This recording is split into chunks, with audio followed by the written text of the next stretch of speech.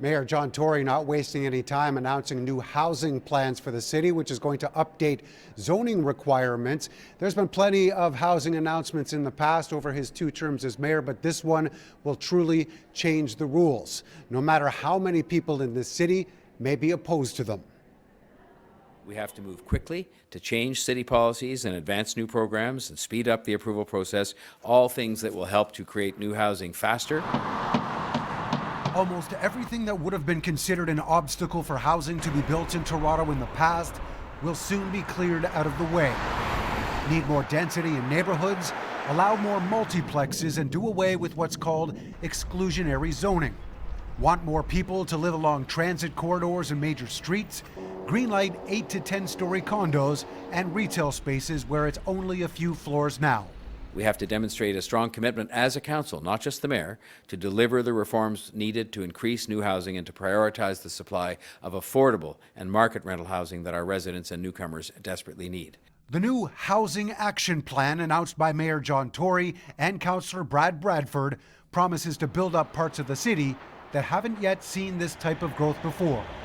As chair of the Planning and Housing Committee, I am seized with ensuring that we are building a more equitable, more inclusive city, Toronto where everybody has the dignity of a roof over their head, where there are affordable options for everybody in the city, both today and tomorrow. If you want to call Toronto home, we want you to be here. Rooming houses, or as they are now known, multi-tenant houses, have long been debated by the city.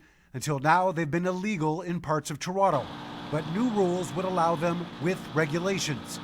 Tory's plan is to have that approved next week, followed by a public education campaign and enforcement ability in place by the spring of 2024.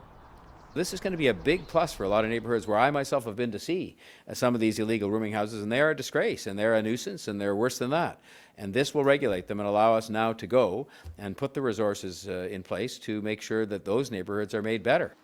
The idea that areas where single-family residential homes dominate could be built up is bound to bring up opposition and what some would call NIMBYism. Tory says he's ready and calls it a case of back to the future. My first home was a fourplex, a rented fourplex apartment, and it's in a neighborhood of entirely single-family homes, and there's an area where there are these fourplexes there, and they've been there for, 60, 70 years, and I don't think anybody even thinks of the fact they're there, and because they're just put there nicely and they fit right in with the rest of the neighborhood. Now, the rooming housing bylaw, that was actually brought up. It's been brought up a number of times over the years, but it was brought up in council earlier this year, and it didn't get passed because Mayor John Tory didn't have enough votes. This time around, he's hoping to actually have that majority with the new council, so he doesn't necessarily have to use those strong mayor powers.